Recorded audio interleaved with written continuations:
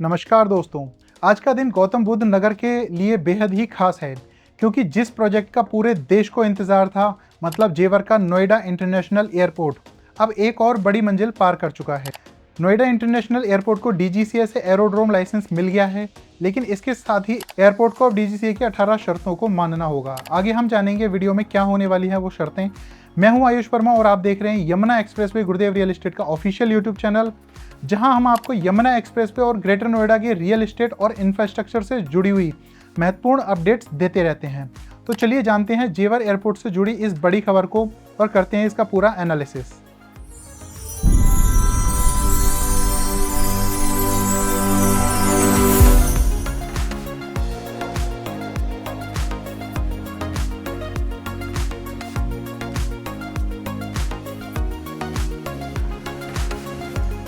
तो Noida international airport का officially directorate general of civil aviation यानी डीजीसीए द्वारा एरोड्रोम लाइसेंस जारी कर दिया गया है।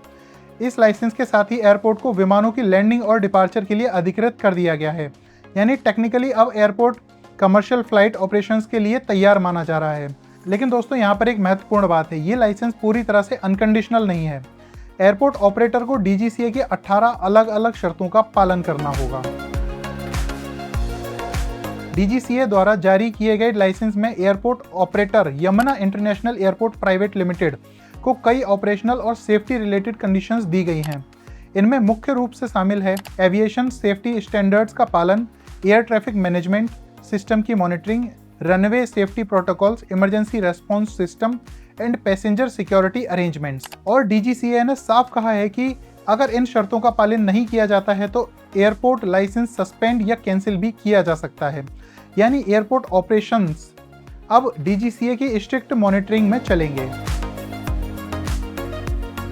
डीजीसीए द्वारा जारी किए गए लाइसेंस 5 साल के लिए वैलिड रहेगा, यानी अगले 5 वर्षों तक एयरपोर्ट ऑपरेशनल लाइसेंस के तहत काम करेगा। लेकिन इसके लिए डीजीसीए की सभी कंडीशंस का पालन होना जरूरी है।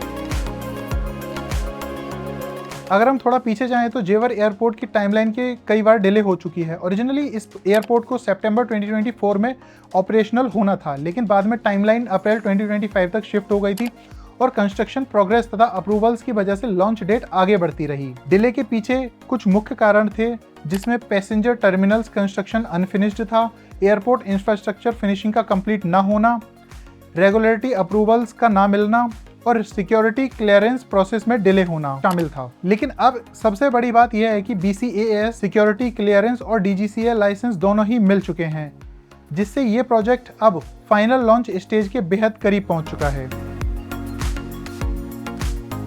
अगर हम टाइमलाइन देखें तो इस प्रोजेक्ट का सफर भी काफी लंबा रहा है। 2017 में एयरपोर्ट प्रोजेक्ट का कंसेशन एग्रीमेंट हुआ था, उसी साल फाउंडेशन और कंस्ट्रक्शन की शुरुआत हुई थी और लगभग 7 साल बाद ये प्रोजेक्ट अपने अंतिम चरण में पहुंचा, यानी करीब 7 वर्षों के लंबे इंतजार के बाद अब एयरपोर्ट ऑपरेशनल होने के बिल्कुल ही करीब है। लॉन्ग टर्म विजन की बात करें तो जेवर एयरपोर्ट को एक multi face mega aviation hub के रूप में डेवलप किया जा रहा है। फ्यूचर फेसेस में यहाँ पर multiple runways, large cargo hub, Aerocity, logistics park develop होंगे और साथ ही इंटरनेशनल कनेक्टिविटी भी बढ़ेगी। और जब ये प्रोजेक्ट पूरी तरह कंप्लीट हो जाएगा तो ये एयरपोर्ट एशिया के सबसे बड़े एयरपोर्ट्स में से एक बन सकता है, यानी ये सिर्फ एक एयरपोर्ट नहीं होगा बल्कि नॉर्थ इंडिया का एक बड़ा एविएशन हब बन जाएगा। अब सबसे बड़ा सवाल ये है कि इस एयरपोर्ट का इम्पैक्ट कहाँ दिखाई देगा। एक्सपर्ट्स के अनुसार सबसे ज़्यादा फायदा होगा Yamuna expressway region, YEIDA sectors, Greater Noida, New Noida development area को, क्योंकि एयरपोर्ट के आसपास film city, industrial zones, logistic hubs, data centres and manufacturing industries already develop हो रहे हैं। और जब इतनी बड़ी इंफ्रास्ट्रक्चर डेवलपमेंट किसी रीजन में आती है तो वहाँ जॉब्स, बिजनेस एक्टिविटी और पॉपुलेशन तेजी से बढ़ती है, जिसका सीधा इम्पैक्ट पड़ता है रियल एस्टेट डिमांड और प्रॉपर्टी प्राइसेस पर। तो दोस्तों, जेवर नोएडा इंटरनेशनल एयरपोर्ट को डीजीसीए से एरोड्रोम लाइसेंस मिलना एक बहुत बड़ा माइलस्टोन है।